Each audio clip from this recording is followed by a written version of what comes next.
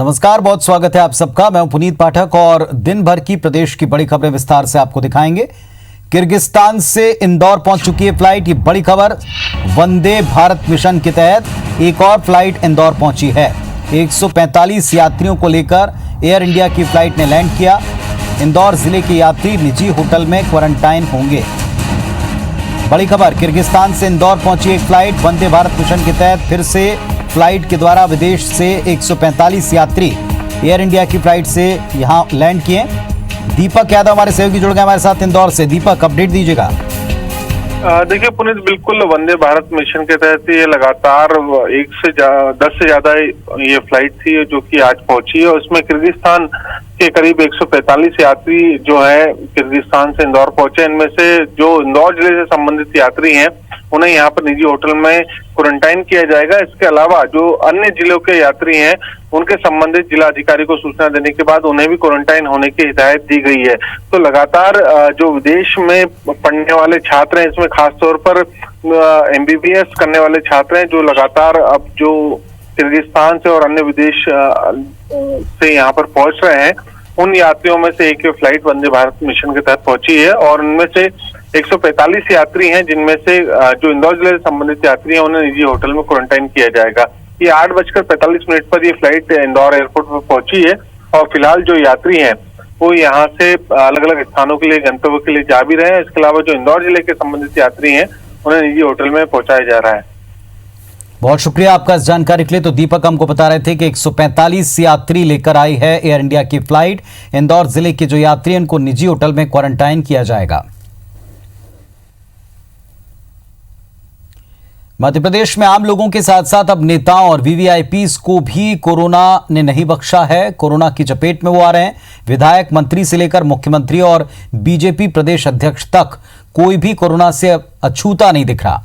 प्रदेश के बड़े अधिकारी भी कोरोना की चपेट में आ चुके हैं। बीते 15 दिनों में नेताओं में कोरोना तेजी से फैला है।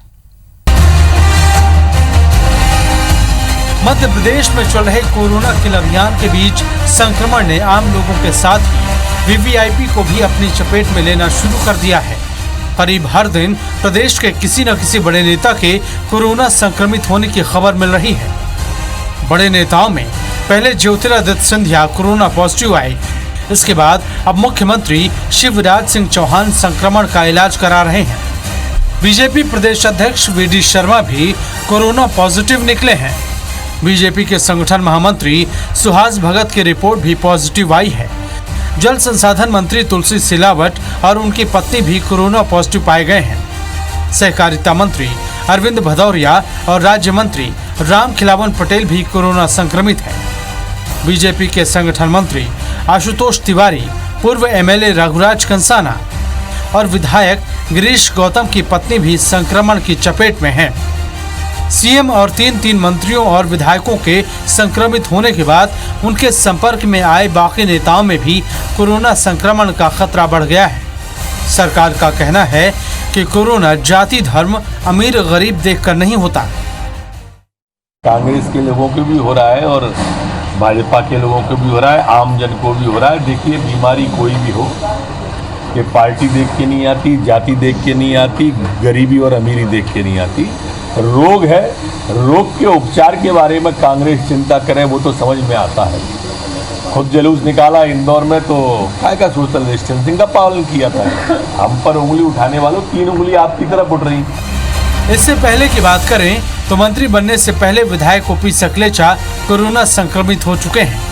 कांग्रेस विधायक कुणाल चौधरी, प्रवीण पाठक, बीजेपी विधायक देवराज सिंह, नीना वर्मा, राकेश गिरी, ठाकुर दास नागवंशी कोरोना संक्रमित हो चुके हैं। पूर्व विधायक कमलेश जाटव, रघुराज कंसाना, यादवेंद्र सिंह, जितेंद्र डागा और सांवेर से कांग्रेस के संभावित दावेदार प्रेमचंद गुड्डू भी संक्रमण का शिकार बन चुके हैं। वहीं कोरोना की चपेट में आने से बड़े अफसर भी नहीं बच सके। स्वास्थ्य विभाग के प्रमुख सचिव पल्लवी जैन गोविल, IAS विजय कुमार, सोमेश मिश्रा, गिरीश शर्मा, अजय सिंह गंगवार, मनीषा और अरविंद दुबे जैसे अफसर भी कोरोना संक्रमित हो चुके हैं। कांग्रेस का कहना है कि संक्रमित होने की बड़ी वजह फेस मास्क का इस्तेमाल न करना और सोशल डिस्टेंसिंग का पालन नहीं करना है। मध्य प्रदेश के मुख्यमंत्री, मध्य प्रदेश के अनेक मंत्री और कई नेता आज कोरोना की चपेट में हैं, जिन्होंने कोरोना के ऊपर बनाए गए जो नियम हैं कि आपको सोशल डिस्टेंसिंग का पालन करना है, मास्क लगाना है, इन नियमों का पालन नहीं किया है। वे कोरोना से दोस्ती कर गए, उनके ऊपर कोरोना हावी हो गया। कोरोना के कहर से आम आदमी से लेकर नेता अफसर कोई अछूता नहीं है। गाइडलाइन के पालन का जुबानी ज्ञान बांटने वाले खुद भी इस आफत से दो चार हो रहे हैं। जाहिर है कोरोना से बचाव के लिए और ज्यादा सावधानी बरतनी होगी। राकेश चतुर्वेदी, IBC 24, भोपाल। मध्य प्रदेश कांग्रेस में फिलहाल सब कुछ ठीक नहीं चल रहा। सत्ता जाने के बाद भी कांग्रेस में बिखराव की स्थिति है, जिसे रोकने और विधायकों को एकजुट रखने की जिम्मेदारी के साथ कांग्रेस अध्यक्ष सोनिया गांधी ने मुकुल वासनिक को प्रदेश कांग्रेस प्रभारी बनाकर भेजा था। लेकिन संगठन और उपचुनाव के प्रति उनकी बेरुखी, इस वजह से पार्टी के 3 विधायकों ने कांग्रेस छोड़कर बीजेपी का दामन थाम लिया। ये तब हुआ जब मुकुल वासनिक ने कांग्रेस विधायकों से 1-to-1 बातचीत कर उन्हें एकजुट रखने की शपथ दिलाई। अब कांग्रेस के भीतर ही सवाल उठने लगे हैं कि मुकुल वासनिक की अनदेखी की वजह से उपचुनाव में मुकम्मल रणनीति नहीं बन पा रही, न संगठन ही मजबूत हुआ। खासकर ग्वालियर चंबल में कांग्रेस अब तक ज्योतिरादित्य सिंधिया और उनके समर्थकों की काट खोज नहीं पाई है। हालांकि पार्टी नेता कहते हैं वासनिक को जो काम करना है वो कर रहे हैं, जबकि बीजेपी तंज कसते हुए कह रही है कि कांग्रेस की अंदरूनी गुटबाजी के चलते न पूर्व प्रभारी दीपक बावरिया की चली और अब न मुकुल वासनिक की चल रही।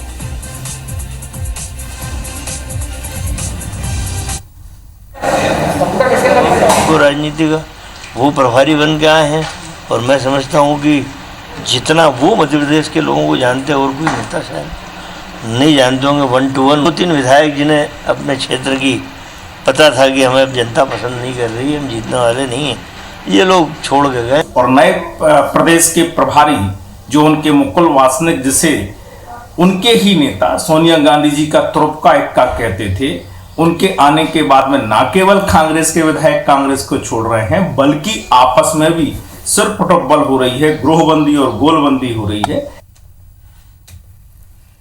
मध्य प्रदेश में उपचुनाव की तारीखों का ऐलान भले ही अब तक ना हुआ हो, लेकिन कांग्रेस के बागियों की चिंता उनके चेहरे पर साफ दिखती है। ये चिंता इसलिए क्योंकि कांग्रेस बीएसपी और बीजेपी में सेंधमारी कर उनके नेताओं को अपने खेमे में शामिल कर रही है।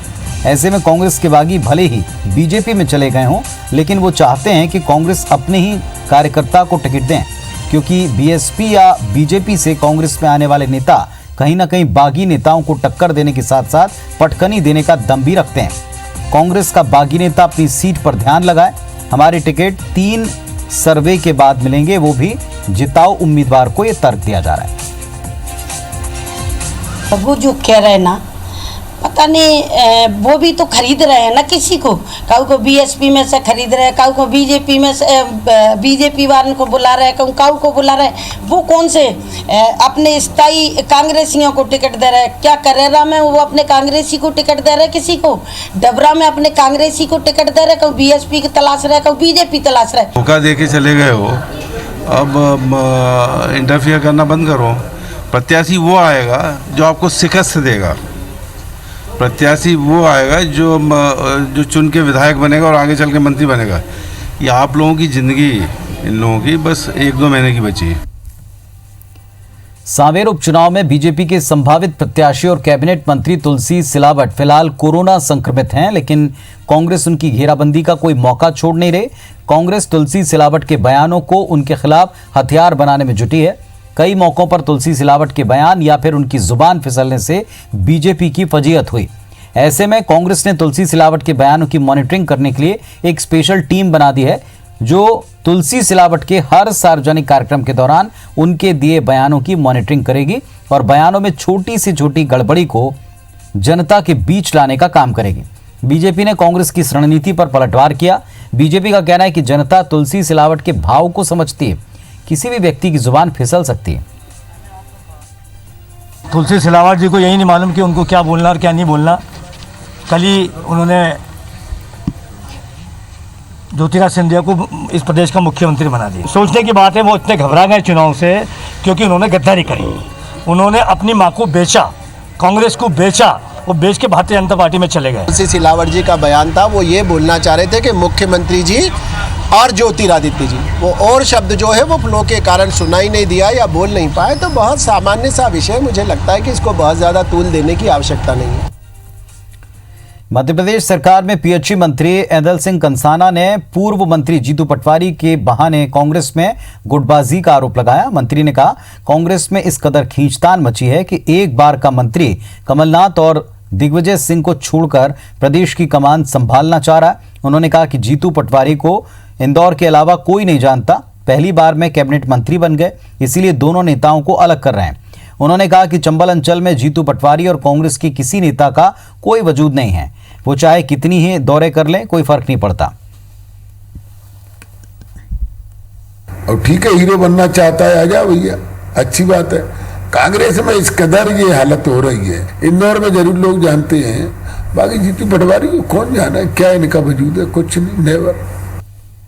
मध्य प्रदेश में एक बार फिर से माफिया पर शासन प्रशासन का हंटर चलने वाला है। ग्वालियर चंबल अंचल से इसकी शुरुआत होगी। पुलिस और प्रशासन इसके लिए होमवर्क में जुट गया है। इधर कांग्रेस ने सरकार की मंशा पर सवाल उठाए, बीजेपी ने सरकार के फैसले का स्वागत किया। मुख्यमंत्री शिवराज सिंह चौहान की हरी झंडी के बाद ग्वालियर में फिर से एंटी माफिया अभियान की फाइलें खुलेंगी। प्रशासन ने इसकी तैयारी शुरू कर दी है। पहले होमवर्क होगा, फिर बड़े नामों की छटनी होगी और फिर एक्शन होगा। इससे पहले पूर्व की कमलनाथ सरकार ने 135 लोगों को चिन्हित कर मुहिम चलाई थी। कलेक्टर ने वो सूची भी निकलवाई है। वहीं गृह निर्माण समितियों का फर्जीवाड़ा भी दोबारा खंगाला जाएगा। कलेक्टर और एसपी ने अधिकारियों के साथ माफिया अभियान को लेकर समीक्षा की है। मैं देहात के और सिटी के थाना प्रभारियों और राजपत्रित अधिकारियों की बैठक लेके आईजी महोदय द्वारा और मेरे द्वारा स्पष्ट निर्देश दे दिए गए हैं। थानों में अब इनकी लिस्टिंग हो रही है, सूची बन रही है और पूरा रिकॉर्ड इकट्ठा करके हम इसमें आने वाले समय पे अच्छी कार्रवाइयां करेंगे। इधर कांग्रेस ने सरकार की मंशा पर सवाल उठाए हैं। पूर्व मंत्री पीसी शर्मा ने कहा कि ये ऑपरेशन माफिया नहीं, बल्कि उपचुनाव से पहले कांग्रेस के लोगों को टारगेट करने का ऑपरेशन है। वहीं बीजेपी ने सरकार के फैसले का स्वागत किया है। देखिए, ये सब ढोंग है इनका और एक पब्लिसिटी स्टैंड है, बाकी चुनावी स्टैंड भी है ये। और जो कांग्रेस के लोग हैं उनको चिन्हित करके माफिया ऑपरेशन के नाम से उनको परेशान करना, केवल ये रहेगा। मैं बधाई देना चाहूँगा शिवराज जी को और सरकार को कि उन्हें सही मायने में भ्रष्टाचार खत्म करने के लिए, और जो इस तरह के माफिया जो न केवल भ्रष्टाचार में लिप्त होते हैं पर उसमें इससे आम जनता का नुकसान होता है, सरकारी एक तरह से जो रेवेन्यू उसका नुकसान होता है। दरअसल सरकार की एंटी माफिया मुहिम में रेत माफिया से लेकर खनन माफिया, शराब माफिया, जमीन माफिया और सहकारिता समितियों के माफिया और मिलावटखोर टारगेट पर है। इसके अलावा और भी माफियाओं को चिन्हित किया जा रहा है। नासिर गौरी, IBC 24, ग्वालियर। द्वारिका और ज्योतिष पीठ के शंकराचार्य स्वरूपानंद सरस्वती प्रधानमंत्री मोदी से बेहद खफा हैं। अयोध्या में 5 अगस्त को होने जा रहे राम मंदिर के शिलान्यास का आमंत्रण न मिलने और मंदिर निर्माण कार्य में कोई महत्व नहीं दिए जाने को लेकर वे नाराज हैं। इसलिए लगातार पीएम मोदी पर जुबानी हमला बोल रहे हैं। उन्होंने सवाल उठाते हुए कहा कि मंदिर निर्माण के लिए जो ट्रस्ट बनाया गया उसमें विश्व हिंदू परिषद और बीजेपी के लोग ही क्यों हैं। उन्होंने कहा कि जिन्होंने मंदिर तोड़ा और जिन पर मुकदमा चल रहा है उन्हें बुलाया जा रहा है, उनसे शिलान्यास करवाया जा रहा है। शंकराचार्य ने आरोप लगाया कि प्रधानमंत्री पद की गरिमा से हटकर पार्टी विशेष के बनकर रह गए हैं। प्रधानमंत्री ने जो ट्रस्ट बनाया है उसमें केवल विश्व हिंदू परिषद और भाजपा के ही लोग क्यों हैं। उसमें जिन्होंने मंदिर तोड़ा था और उनके द्वारा वहाँ पर शिलान्यास कराया जा रहा है, इसका अर्थ ये है कि प्रधानमंत्री ने प्रधानमंत्री का जो व्यापक स्वरूप है उसको खोकर ये ट्रस्ट बनाया है। तो इस बुलेटिन में फिलहाल इतना ही। तमाम खबरों अपडेट्स के लिए आप देखते रहिए IBC 24। नमस्कार।